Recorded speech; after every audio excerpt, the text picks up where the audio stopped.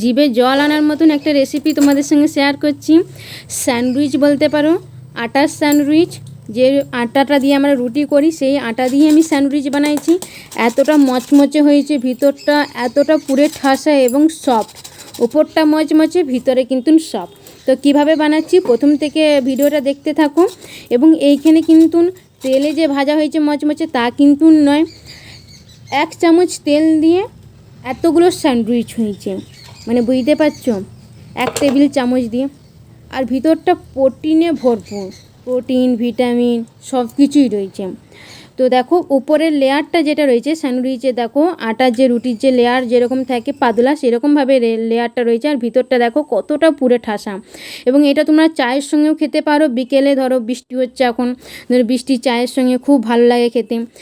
Tomato কেচাপের সঙ্গে খাবে ভালো লাগবে, ধনে পাতা পুদিনা পাতা চাটনির সঙ্গে খেতে ভালো লাগবে, এবং কি শুধুও খেতে ভালো লাগে। আমি তো শুধুই খেয়েছিলাম। তো শুধু মানে শুধুটাও এত সুন্দর লাগে বলে বোঝাতে পারবো না। তো কিভাবে বানাচ্ছি চলো দেখতে থাকো। এখানে আটা নিয়েছি, তোমরা যতগুলো বানাতে চাও সেরকমভাবে আটা নিয়ে নেবে। এখানে আমি 500 আটা নিয়েছি, চেলে নিয়েছি। তো সামান্য লবণ দিয়ে দিয়েছি, আর 50 গ্রাম টক দই দিয়েছি, আর বেকিং পাউডার। টক দই আর বেকিং পাউডারটা তোমরা চাইলে দিতে পারো, না চাইলে এমনি নাও দিতে পারো। তো এটাকে ভালোটি করে আমি মেখে নিচ্ছি। তো হালকা জল দিয়ে যেরকম আমরা রুটি করি সেরকমভাবে আমি মেখে নিয়েছি। খুব একটা টাইটও নয়, খুব একটা নরমও নয়। তো এটা তোমরা যদি টক দই দিয়ে বা বেকিং পাউডার দিয়ে মাখো তাহলে আগের দিনে রাত্রে এটা করে রাখবে। মানে মিনিমাম যখন স্যান্ডউইচটা বানাবে 3 ঘন্টা থেকে 4 ঘন্টা মানে রেস্টে রাখলে খুবই ভালো হয়। তো আমি রেখেছি না, তো আমি ওভারনাইট আমি মেখে রেখেছিলাম। এটা সকালে বাচ্চাদের টিফিনে দিয়েছিলাম। তো এখানে সুইট কর্ন নিয়েছিলাম, আর গাজর 3টে, টমেটো 2টো, আর পেঁয়াজ, এগুলো কুচি নিচ্ছি। আর সুইট কর্ন এবং আলু এগুলো সিদ্ধ করে নিয়েছিলাম। সুইট কর্নটা খুব সস্তায় পেয়েছিলাম। এইখানে যেহেতু আড়ত আছে সামনে, 3 টাকা করে পিস সুইট কর্ন পেয়েছিলাম। তো অনেকগুলো সুইট কর্ন নিয়ে এসেছিলাম। তো সুইট কর্নের রেসিপি তোমাদের সঙ্গে শেয়ার করবো কিছুদিন। সুইট কর্নটা খেতে ভালো লাগে, আমার তো ভালো লাগে। পুড়িয়েও দেখবে খেতে ভালো লাগে, লেবু মানে বিট নুনের সঙ্গে বা চাট মশলার সঙ্গে খেতে ভালো লাগে। আবার দেখবে সিদ্ধ করে পুড়িয়ে যেটা হয়, আমি সিদ্ধ করে পুড়িয়ে লেবু নুন দিই, লঙ্কা অল্প দিই, তো খেতে ভালো লাগে, ওটাও ভালো লাগে। মানে সুইট কর্নের স্যালাডও ভালো লাগে। তো চলো স্টাফিংটা বানিয়ে নিচ্ছি ভিতরে পুরটা দেওয়ার লেগে। দেখো সুইট কর্নগুলো ছাড়িয়ে নিয়েছি, আর 3টে আলু আমি পিস পিস করে কেটে নিচ্ছি। তোমরা ছোট রাখতে চাইলে ছোট করতে পারো, বড় রাখতে চাইলে বড় রাখতে পারো। গাজরগুলো এগুলো থেকে কেটে নিয়েছিলাম, আর টমেটোটাও কেটে নিয়েছিলাম, পেঁয়াজ 2টো কেটে নিয়েছিলাম।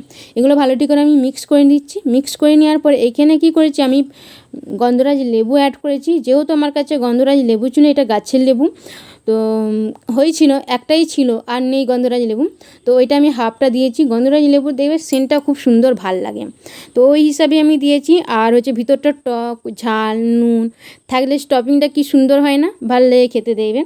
তো এখানে আমি বিট লবণ ইউজ করেছি, তোমরা চাইলে প্লেন লবণ ইউজ করতে পারো। এখানে জিরে আর শুকনো লঙ্কা যে ভাজা গুঁড়োটা থাকে ভেজে, সেই গুঁড়োটা 1 চামচের মতন দিয়েছি। গোলমরিচ 1 চামচ দিয়েছি। এখানে কাঁচা লঙ্কা ইউজ করিনি, তোমরা চাইলে কাঁচা লঙ্কা ইউজ করতে পারো, যেহেতু বাচ্চারাও খাবে ওই জন্যই গোলমরিচটা দিয়েছি।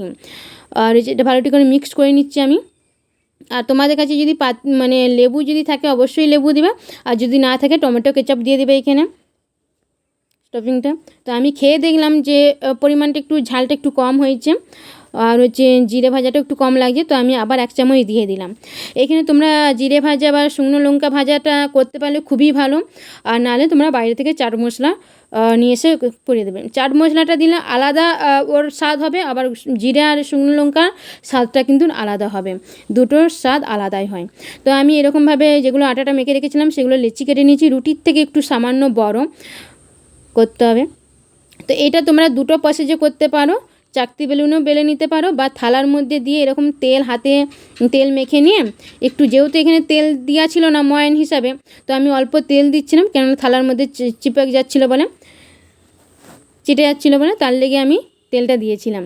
তো এইখানে টমেটো কেচাপ দিয়ে দিয়েছি একটু সামান্য। টমেটো কেচাপ মানে তোমরা দিতেও পারো না দিতেও পারো, কিন্তু টমেটো কেচাপটা দিলে কিন্তু ভালো লাগে খেতে। আর এগুর দিনে যে ছোলা কলাই আর ছোলার ডালের আলুর যে কাটলেটটা বানাইছিলাম, সেই কাটলেটটা বেঁচে গিয়েছিলো, কিছু বেঁচে যায় না, আমি রেখে দিয়েছিলাম 5-6 পিস। সেই 5-6 পিস দিয়ে আমি এটা বানিয়ে নিচ্ছি।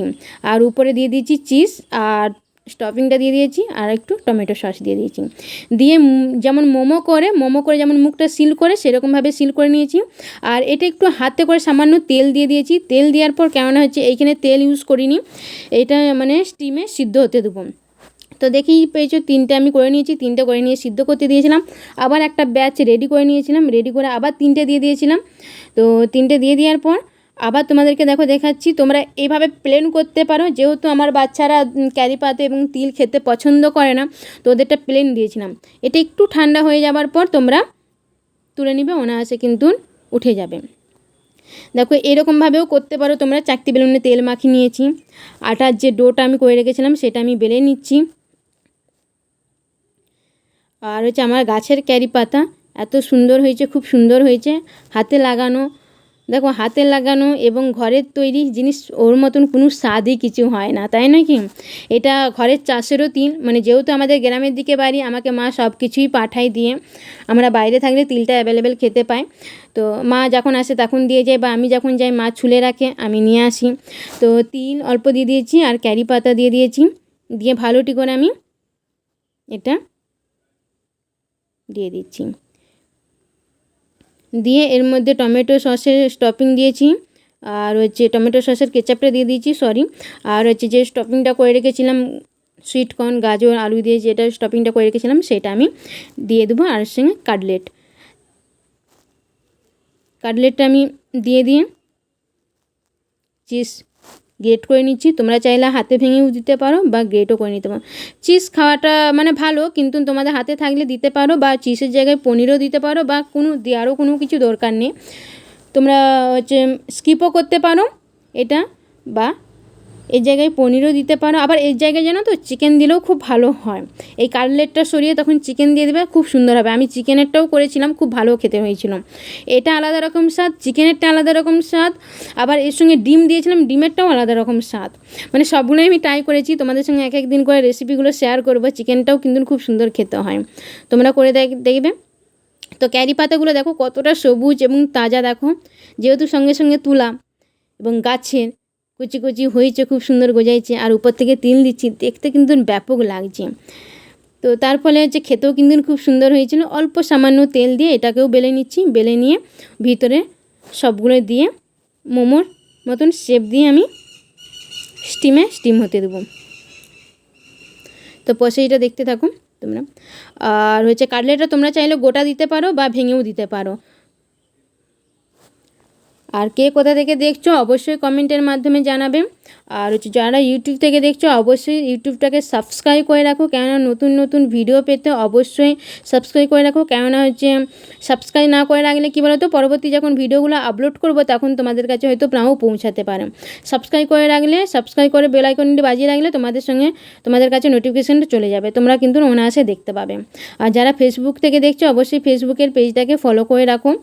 দেখতে পেয়েছো এইখানে কিন্তু তেল দিইনি, না তেল দিয়েই কিন্তু এটা হচ্ছে। যা হাতে স্টিম করতে যেটুকুন তেল মানে দিয়েছিলাম, মানে ওগুলো মাখাইছিলাম। তো নাহলে একে অপরের সঙ্গে চিপকে গেলে তখন অসুবিধা হবে ছাড়াতে গেলে, ওই জন্য একটু মাখিয়ে নেবে। আর এখানে কিন্তু তেল দিতে হচ্ছে না। খুব সুন্দর একটা কালার চলে আসলে কিন্তু আমি নামিয়ে নেবো। আর তোমাদের কাছে যদি এরকম স্যান্ডউইচ প্যান যদি না থাকে, তোমরা তাহলে মানে ননস্টিকের তাওয়ার মধ্যে করে নিতে পারবে, বা কড়াইয়ের মধ্যেও কিন্তু ধরে ধরে করে নিতে পারবে। এটা করলে কি হয় না, উপর নিচের সাইডগুলো খুব সুন্দর একটা কালার চলে আসে। দেখতে পাচ্ছ কতটা সুন্দর হয়েছে, তাই নয় কি? দেখলেই জিভে জল চলে আসবে। কাদের কাদের আসছে বলো, তারা অবশ্যই রেসিপিটা বানাও এবং বানিয়ে খেয়ে দেখো, এবং খাওয়ার পর আমাকে কমেন্ট করো কেমন খেতে হয়েছে অবশ্যই। আর কী দিয়ে বানাইছো সেটাও কমেন্ট করবে। হ্যাঁ, তো মানে এটাকে ভোলা যাবে না, এতটা দারুণ রেসিপি, খুব সুন্দর। এবং যারা ওয়েট লস করতে চাইছো, হেলদি প্রসেসে খেতে চাইছো, তাদের লিগে অসাধারণ এটা।